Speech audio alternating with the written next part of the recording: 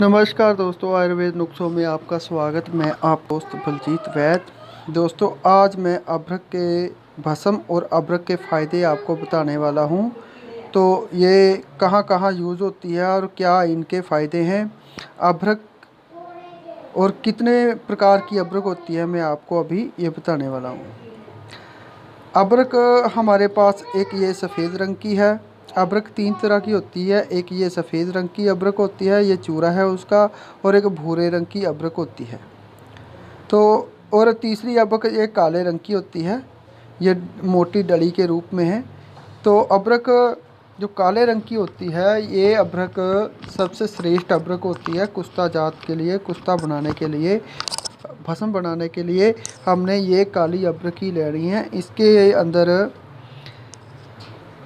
लौह मात्रा अधिक होती है और ये सबसे श्रेष्ठ होती है।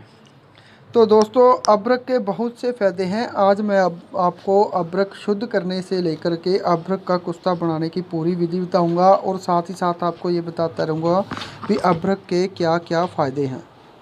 जैसे कि अभ्रक भस्म जो होती है, एक फ़ायदा के बजाय ये कई फ़ायदे करती है।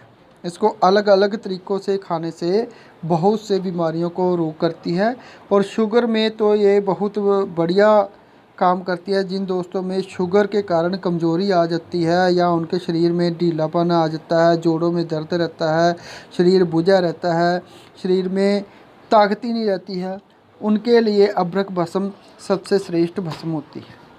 और ये अभ्रक भस्म प्रेमय रोग के लिए, क्षय रोग के लिए, धातु जिनकी कमजोर कम है, धातु बढ़ाने के लिए अभ्रक भस्म बहुत ही बढ़िया काम आती है।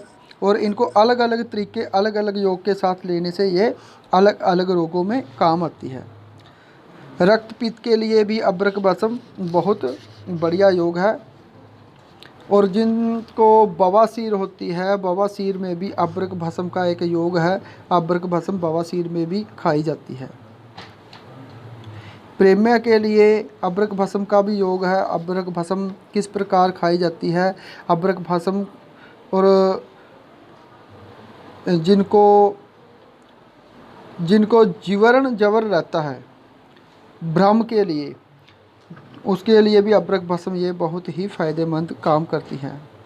जिनकी नज़र कमज़ोर है और जिनके चश्मों का नंबर बढ़ गया है, ज्योति बढ़ाने के लिए अभ्रक भस्म बहुत बढ़िया है। तो अभ्रक भस्म को पहले शुद्ध किया जाता है। तो छोटे छोटे टुकड़ों में ऐसे करके मैंने इनको आग में जला करके बिल्कुल तपा तपा करके इसको गाय के दूध में शुद्ध करना है। तो दोस्तों, ये नीचे गाय का दूध मैंने एक थाली में डाल दिया है, ताकि ऊपर से अभ्रक भस्म जो गर्म होगी, वो गर्म गर्म लाल तप्त गर्म अभ्रक जो होगी इस थाली में नीचे गिर कर के बुझ जाए। तो गाय के दूध में अभ्रक के बुझाए देने हैं हमने।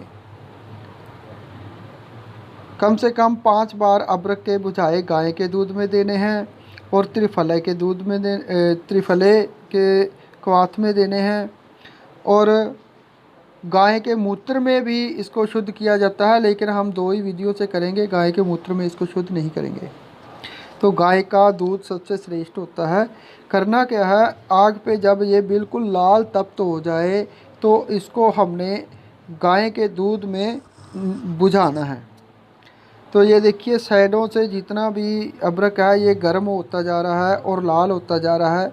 तो जैसे ही ये लाल होगा अभ्रक, तो ये एक डली से छोटे छोटे टुकड़ों में भूर करके नीचे गिरता जाएगा। तो नीचे जो हमने दूध रखा है गाय का, तो वो सारे का सारा भूर रहा है और नीचे गिरता जा रहा है। इस प्रकार सारे का सारा जितना भी ये छन्नी में अभ्रक है, ये नीचे छोटे छोटे बारीक कणों में नीचे गाय के दूध में गिर कर के बुझ जाएगा। और इसके अंदर जो जहर है और जो कुश्ता बनाने में हमारा बनाकर खाने में नुकसान करती हैं, जो भी इसके असर है, वो सारे के सार ख़त्म हो जाएंगे। तो शुद्ध करने के लिए इसको गाय के दूध में और त्रिफला के क्वाथ में बुझाए दिए जाते हैं। तो इस प्रकार इसको शुद्ध करना है। ये कम से कम भी 5 बार इसको इसी प्रकार शुद्ध करना है। तो हम अब्रक भस्म के फ़ायदे और बता देता हूँ मैं आपको। अब्रक भस्म जिनको कमज़ोरी रहती है बल और वीर्य में, जिनका वीर्य कमज़ोर है, पतलापन है, गाढ़ा नहीं है, उनके लिए भी अब्रक भस्म बहुत ही फ़ायदेमंद होती है अब्रक भस्म खाने से। और जिनको वात रहता है उसमें भी अब्रक भस्म बहुत फ़ायदेमंद है। जिनके जोड़ों में दर्द, शरीर में वाईवादी रहती है, तो अब्रक भस्म उसमें भी फ़ायदा करती है। अम्ल पित्त में भी अब्रक भस्म बहुत फ़ायदा करती है। सुनाऊ दुर्बल हो गया है, जिनका सुनाऊ दुर्बल हो गया है, कमज़ोर हो गया है, पतला हो गया है, उसमें अब्रक भस्म का बहुत बढ़िया योग है। हृदय रोग, हृदय रोगियों को भी अब्रक भस्म फ़ायदा करती है। अब्रक भस्म से जिनको हृदय रोग हो जाता है उसमें भी बहुत फ़ायदेमंद है, लेकिन ये अलग अलग योग के साथ खानी पड़ती है।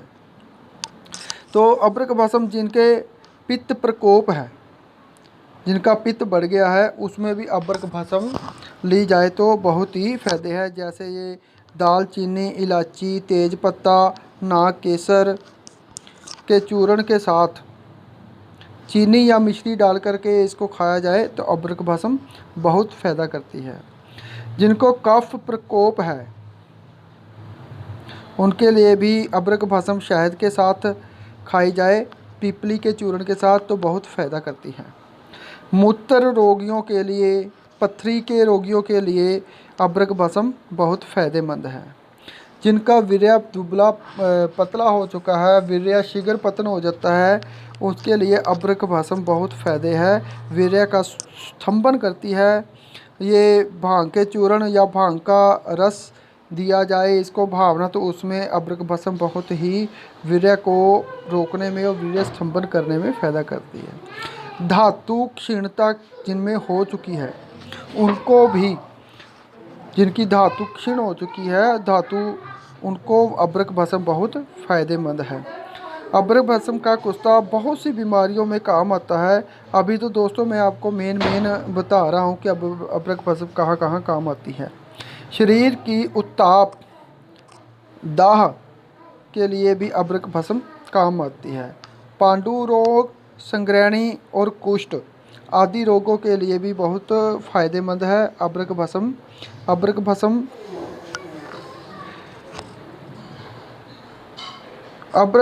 भस्म जो है ये मैंने आपको शुद्ध करनी बताई है अभी। तो इस प्रकार इसको अच्छी तरह गर्म करने पे जितने भी इसके कण थे वो नीचे थाली में गिर चुके हैं। अब थाली में से आपको दिखाता हूँ कि जो ऊपर दूध तैर रहा है, दूध हमने थाली में उतना ही रखा है, अभी जितने भी इसके कण होंगे वो थाली में नीचे गिर करके बुझ जाएं। जैसे लाल तप्त गिरे थे, नीचे गिरते सारी वो बुझ जाएं, तो ऐसे इसको बुझाए देने हैं हमने 5 बार। तो ये देखिए अब्रक भस्म ऐसे चूरे, बारीक चूरे में अपने आप होकर के गाय के दूध में ये बुझ चुकी है। तो ये इसी प्रकार, इसके बाद आप एक और विधि है उस प्रकार भी कर सकते हैं। इसको बारीक पीस करके किसी कढ़ाई में तेज़ आंच, ये तो छोटा गैस है, तेज़ आंच पर जब कढ़ाई में रखा जाए तो वो बिल्कुल लाल हो जाए, कढ़ाई लाल होगी और उसके बाद अब्रक भी लाल हो, तो बिल्कुल तेज़ गर्म करके इसको गाय के दूध में बुझाने से भी ये अब्रक शुद्ध हो जाती है। तो अब्रक को इस प्रकार बुझाए देने के बाद हर बार अब्रक का जो दूध है उसको हमने ऊपर से धीरे धीरे निथार देना है। और अब्रक का जितना भी दूध है वो एक ही बार में आपने यूज़ करना है और हर बार दूध नया ही लगाना है। और दूध को ऐसी जगह खिंडाना है जहाँ से कोई जानवर या कोई दूसरे इसको यूज़ ना करे, और इसको खिंडा देना है क्योंकि इस दूध में जहरीलापन आ चुका है।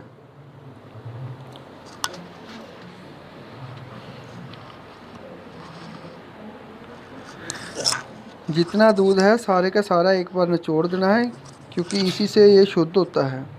तो दूसरी बार भी हमने दोबारा दूध शुद्ध ही लेना है।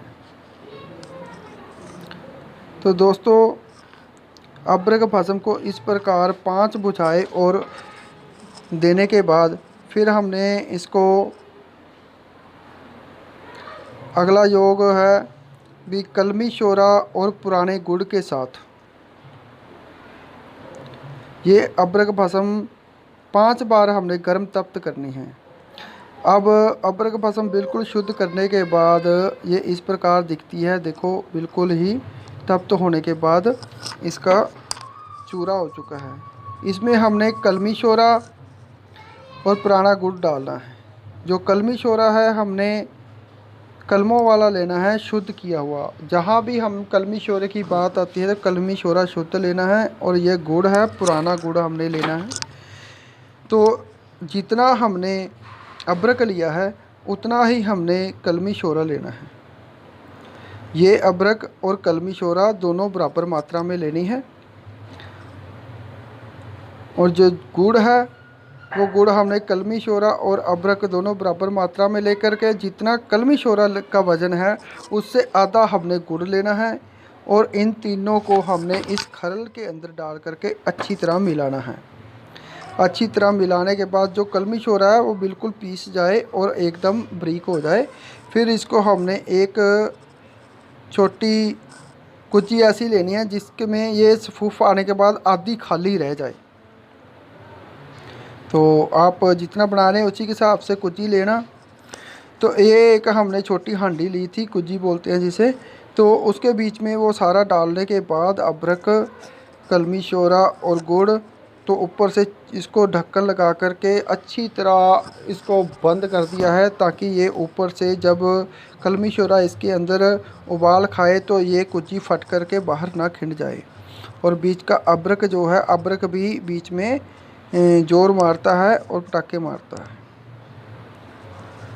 तो दोस्तों अबरक को जब हमने कुची से निकाल लिया है, ये अब ये बिल्कुल निकालने के बाद पाउडर हो चुका है। लेकिन अभी भी ये पूरा कुश्ता नहीं हुआ है। इसके बीच में जब तक इसकी फिनिशिंग ख़त्म नहीं हो जाती, इसके अंदर जो चमक है वो ख़त्म नहीं हो जाती, तब तक हमने इसको शुद्ध करना है। तो कुजी से निकालने के बाद हमने इसको पानी से धोया था। पानी से धोने के बाद जो कलमी शोरा है वो अलग निकल चुका है। ये कलमी शोरा और इसमें अबरक का कुश्ता है। जितना कुश्ता हो चुका था एक आग देने के बाद वो अलग हो गया है। और जो निथारने के बाद नीचे हमें शोरा मिला था, जो अबरक मिला है नीचे बैठा हुआ, वो ये वाला है। तो अभी इसको हमने और इसकी आगे प्रोसीजर करना है। ये जब तक इसके अंदर की चमक नहीं ख़त्म हो जाती, इसको अच्छी तरह हमने दोबारा से फिर से इसको भावना देनी है रस की। तो इसको हमने जो आक होता है, इसको आक के ये पत्ते हैं, देखो ये ऐसा आक होता है, आपको सबको पता है, आक मदार बोलते हैं। तो इसके पत्तों का हमने क्या करना है, रस निकालना है। और रस निकालने के बाद इसमें डालना है और खरल करके इसकी टिकिया बनानी है। इसकी टिकिया बनाने के बाद दोस्तों इसको हमने एक कुज्जी लेनी है और उसको गिल हिकमत करके फिर से दोबारा से इसको आग में रखना है और आग देनी है। इसको 15 से 20 किलो की आग दी जाती है। और आग जितना आपने लिया है सफूफ उसी के हिसाब से इसको आग देने के बाद फिर से हमने निकालना है। और फिर दोबारा इसको इसी विधि से दोबारा आग का दूध डाल करके खरल करते जाना है, टिक्की बनानी है और आग देनी है।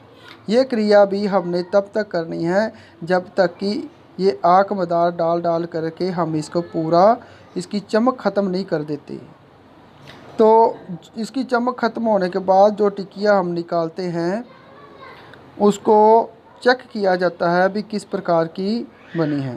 कम से कम भी 5 आक तो इसको दी ही जाती है आक मदार के दूध के साथ। तो दोस्तों ये मैंने आपको बता दिया है भी किन किन जगह ये यूज़ की जाती है। तो इसको मैंने जो पीछे नुस्खा डाला है शुगर के कारण आई ना मर्दी, वहाँ इसको यूज़ करना है। और उस भस्मों के अंदर इस भस्म को डालना है। जो दूसरी भस्म है वो भी अपने आप में बहुत ही फ़ायदेमंद और ताकतवर भस्में हैं। तो ये हर एक भस्म अपने आप में 20-20, 25-25 और 50-50 बीमारियों का इलाज करने वाली हैं। तो इससे जो नॉर्मल शुगर के मरीज़ हैं, चाहे कोई भी एज का हो, सबकी शुगर ठीक होने वाली है। शुगर के कारण आई कमज़ोरी ठीक होने वाली है। शुगर इससे नॉर्मल रहेगी। और शुगर के कारण जिन दोस्तों की नामर्दी आ चुकी है, सेक्स में दिक्कत आ चुकी है, और उनकी दिक्कत ये यहाँ तक है भी, वो सेक्स बिल्कुल ही उनका ज़ीरो पे आ चुका है, उसके लिए ये सबसे बेस्ट कुस्ता और सबसे बेस्ट मैं बनाने जा रहा हूँ जो नुस्खा वो होगा। क्योंकि उसमें मैंने लोहा, अबरक भस्म और भी 4-5 रस और भस्में डालने के लिए मैंने बताया हुआ है। तो ये अबरक भस्म बनाने का एक विधि थी।